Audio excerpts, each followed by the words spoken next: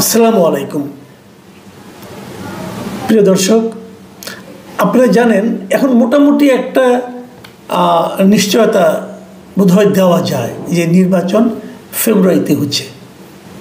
যদি বড় ধরনের কোনো অঘটন না ঘটে অথবা কোনো ষড়যন্ত্র যদি প্রকট আকার ধারণ না করে, তাহলে ফেব্রুয়ারিতে যে নির্বাচন হবে এ ব্যাপারে ব্যক্তিগতভাবে আমার খুব একটা সন্দেহ নেই। নির্বাচনের তফসিল এখনও ঘোষণা করা হয়নি। প্রধান নির্বাচন কমিশনার বলেছেন উনি ডিসেম্বরে এটা ঘোষণা করবেন, মানে 2 মাস আগে, যা সাধারণত হয়ে থাকে। নির্বাচনের রোডম্যাপ ঘোষণা করা হয়েছে এবং নির্বাচনের জন্য কিভাবে নির্বাচন হবে, নতুন কি কি নিয়ম আগের তুলনায় প্রয়োগ করা হবে, তার জন্য গণপ্রতিনিধিত্ব আদেশ যেটা আছে, মানে আমরা যেটাকে আরপিও হিসেবে চিনি, সেই আরপিওতে নতুন কিছু ধারা ঢোকানোর জন্য অথবা পরিবর্তন করার জন্য নির্বাচন কমিশনের পক্ষ থেকে সরকারের কাছে প্রস্তাব পাঠানো হয়েছে। এই যে প্রস্তাবগুলি পাঠানো হয়েছে এগুলো প্রথমে আইন মন্ত্রণালয়ে যাবে। আইন মন্ত্রণালয়ের ভেটিং হওয়ার পর যদি সেটা যেগুলো গ্রহণ করা যায় সেগুলো উপদেষ্টা পরিষদের সভায় উপস্থাপন করা হবে। সেখানে যদি তারা সবগুলি যে কোটা তারা মানে অনুমোদন করবে, সেগুলো রাষ্ট্রপতির কাছে পাঠাবে একটা অধ্যাদেশ জারির জন্য। অধ্যাদেশ জারি হয়ে গেলে সেই নিয়মের মধ্যে নির্বাচন হবে। এখন প্রশ্ন হলো যে কি কি সংশোধনী নির্বাচন কমিশন আনতে চান। সেখানে অনেকগুলো জিনিস তারা আনতে চান, প্রায় 40-44টার মতো সংশোধনী প্রস্তাব তারা দিয়েছেন। তো সবগুলো নিয়ে তো আলোচনা করা যাবে না, আমি 2-1টা বিষয় নিয়ে আলোচনা করব, খুব বেশি না। আমি তবে সংক্ষেপে কিছু বলে নিই আপনাদেরকে কয়েকটা প্রস্তাব সম্পর্কে। যেমন আগে জামানত ছিল 20,000 টাকা, সেই জামানত বাড়িয়ে করা হয়েছে 50,000 টাকা। তারপরে আগে অনলাইনে মনোনয়নপত্র জমা দেওয়া যেত, এখন সেটা করা যাবে না, মানে আপনাকে ফিজিক্যালি যে হাজির হয়ে মনোনয়নপত্র জমা দিতে হবে। এতে কিন্তু সংঘাত বাড়বে। সংঘাত বাড়বে এই কারণে যিনি যেতে চাইবেন কেউ তাকে বাধা দিতে চাইবেন, এটা নিয়ে একটা ঝামেলা কিন্তু হতে পারে, অথবা রাস্তায় কাউকে অ্যাটাক করা হতে পারে। এই যে এটা আমার কাছে মনে হয় খুব একটা ভালো বিধান হয়নি। যেটা নাকি জামানত যেটা বাড়ানো হয়েছে ওটাও আমার কাছে পছন্দ হয়নি। জামানত 50,000 টাকা করতে হবে কেন? এটাতে কোনো প্রয়োজন নেই। আবার নির্বাচনী ব্যয়, এই ব্যয়টাও আমার কাছে মনে হয়েছে বাড়ানো হয়েছে এই কারণে ওনারা ধরে বলেছেন যে প্রতি ভোটারের জন্য 10 টাকা হারে আপনি নির্বাচনী ব্যয় করতে পারবেন। তার মানে যদি 10 টাকা হয়, যদি 3 লাখ ভোটার হয় একটা এলাকার, তাহলে সেখানে আপনি 30 লাখ টাকা পর্যন্ত মিনিমাম ব্যয় করতে পারবেন। এটা অনেক টাকা ভাই। তাহলে এতে হচ্ছে কি কেবল ধনীরাই প্রার্থী হতে পারবে, গরিবদের আর নির্বাচন করার শখ থাকলেও কাজ হবে না। তো এইগুলি ভালো না, আমার কাছে এগুলো পছন্দ হয়নি।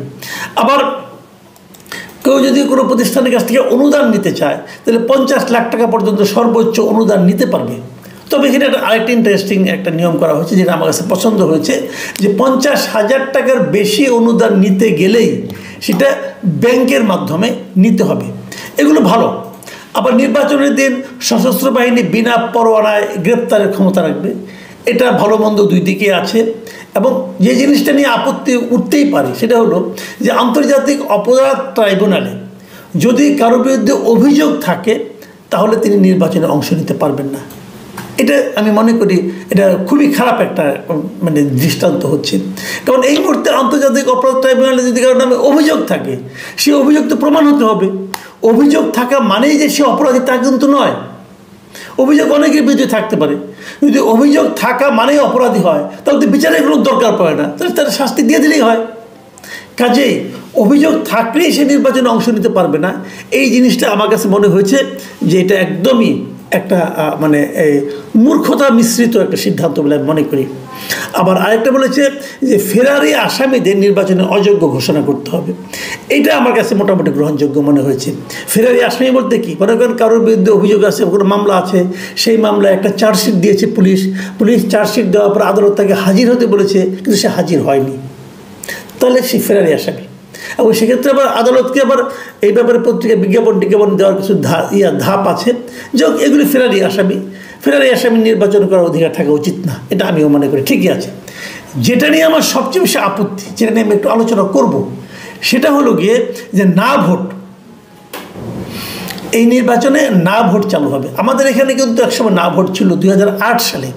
2008 সালের নির্বাচনে না ভোটের একটা প্রচলন ছিল। ওই সময় যিনি ইলেকশন কমিশনার ছিলেন যারা, তারা একটা না ভোটের প্রচলন করেছিলেন। না ভোট হলে এরকম, ধরা যাক একটা ব্যালট পেপারে 10 জন প্রার্থী আছে, তো 10 জন প্রার্থী থাকার পর সেখানে আসলে অপশন থাকবে ভোটারের জন্য 11টা।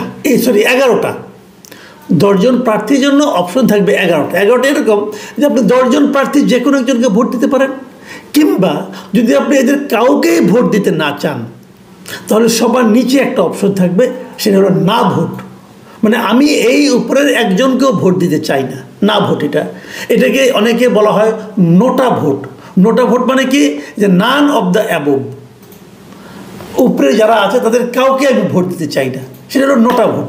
এই নোটা ভোট পৃথিবীর অনেক দেশে আছে, কিন্তু পার্শ্ববর্তী ভারতে আছে, আর্জেন্টিনায় আছে, বেলজিয়ামে, Bulgaria, Colombia, France, Greece, Indonesia, Netherlands, Norway, Peru, Spain, এই সমস্ত দেশে কিন্তু আর অনেক দেশ, এই দেশগুলোতে নোটা ভোটের অপশনটা আছে। মানে আমি এদের কাউকেই পছন্দ করি না। আমাদের এখানে না ভোটের অপশন রাখা হয়েছে, ইলেকশন কমিশন এই ধরনের একটা প্রস্তাব দিয়েছেন, কিন্তু এটা বড় অদ্ভুত কেন? ওনারা বলেছেন যদি কোনো একটা আসনে একজন মাত্র প্রার্থী থাকে, মানে যিনি বিনা প্রতিদ্বন্দ্বিতায় নির্বাচিত হতে চাচ্ছেন, এরকম যদি হয় তাহলে সেক্ষেত্রে একটা না ভোট অপশন থাকবে। যদি একজন থাকে এবং সেই না ভোট যদি বিজয়ী হয় তাহলে নির্বাচনটা বাতিল হবে। এই যে পদ্ধতিটা, না ভোটের এমন উদ্ভট পদ্ধতি সারা দুনিয়ার কোথাও আছে বলে আমার জানা নাই। এই কারণে যে ওনারা, আমি বুঝতে পেরেছি ব্যাপারটা ওনারা কেন রেখেছেন। ওনারা এই অপশনটা মাথায় রেখেছেন 2014 নির্বাচনকে মাথায় রেখে। আপনাদের মনে আছে 2014 সালে আওয়ামী লীগ প্রায় 150-এরও বেশি, মানে 153টা আসনে কিন্তু তারা বিনা প্রতিদ্বন্দ্বিতায় নির্বাচিত হয়েছিল।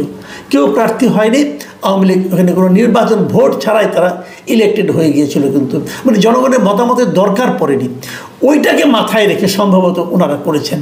মানে ওরকম যারা বিনা প্রতিদ্বন্দ্বিতায় কেউ নির্বাচিত না হতে পারে। আমি বুঝি না এই জ্ঞানী লোকদের ব্যাপারটা, যে ওনারা এত জ্ঞানী। 2014 কথা মাথায় রেখেছেন, 2024 কথা মাথায় ছিল না ওনাদের।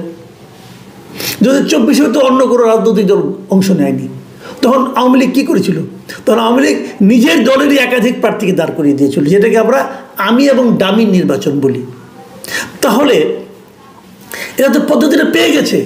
যদি কেউ দেখে যে আমার বিনা প্রতিদ্বন্দ্বিতা নির্বাচিত হওয়ার মতো অবস্থা দাঁড়াচ্ছে, তখন সে কী করবে? তার বাড়ির কোনো চাকর বাকরকে বলবে তুমি দাঁড়ায় যাও, তাহলে তো 2 জন প্রার্থী হয়ে গেল। তাহলে এই না ভোটের ব্যবহারটা কোথায়? এই না ভোটের ব্যবহার কোথাও থাকবে না। হয়তো একটা নিয়ম করেছে, এবং হাস্যকর না ভোট, পৃথিবীতে এরকম হাস্যকর না ভোট আর কোথাও নাই। এই নির্বাচন কমিশনার যারা হয়েছেন ওনাদের আসলে নির্বাচন কমিশন হওয়ার তো কোনো অভিজ্ঞতা নাই। সচিব ছিলেন আগে, এখন অবসর জীবনযাপন করছিলেন, ধরে এনে নির্বাচন কমিশনার বানায় দেওয়া হয়েছে।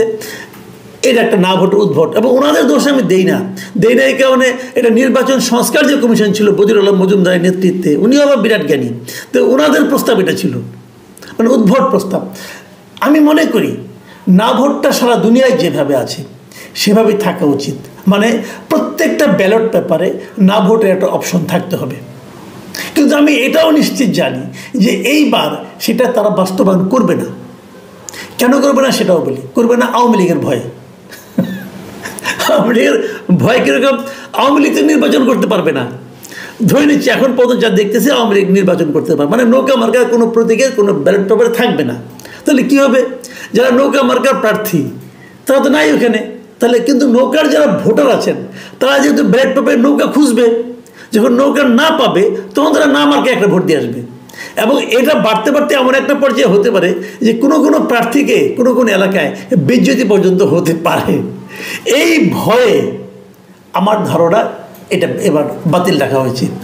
আমি যেটা মনে করি যে আপনি যখন একটা আইন করবেন না, সেটা একবারের জন্য আইন করেন না, একবারের কথা বিবেচনা করে আইন করেন না, একটা নির্দিষ্ট দলের সুবিধা অসুবিধার কথা ভেবে আইন করেন না। আইনের মতো চলবে। সেই আইনের কি বাস্তবায়ন হওয়ার পর কি রেজাল্ট আসে এটা দেখে আপনারা বুঝতে পারবেন যে আইনটার ভুল কোথায় হয়েছিল, অথবা বুঝতে পারবেন যে দেশের পলিটিক্যাল সিচুয়েশনটা আসলে কী। আপনারা যদি একটি মাত্র দলকে দূরে রাখার জন্য কাজ করেন, অথবা অন্য কোনো একটা দলকে সুবিধা দেওয়ার জন্য কাজ করেন, তো সেটা আর যাই হোক সেটা সার্বজনীন আইন হবে না। ঠিক এই জায়গাটাতেই আমার অনুরোধ থাকবে সরকারের প্রতি, এবং সংশ্লিষ্ট ব্যক্তিবর্গের প্রতি যে না ভোটটা আপনারা চালু করুন এবং এটা সকল আসনের জন্য চালু করুন। এরকম বিকলাঙ্গ না ভোট আমরা চাই না। আমরা প্রকৃত অর্থেই নোটা ভোট চাই, মানে নান অব দ্য অ্যাবভ। উপরের কাউকে আমার পছন্দ না হলে আমি যেন একটা ভোট দিতে পারি। প্রিয় দর্শক, আমি এটাও জানি যে আমার এই প্রত্যাশা পূরণ হবে না, তবু প্রত্যাশা করে রাখলাম, দেখা যাক কী হয়।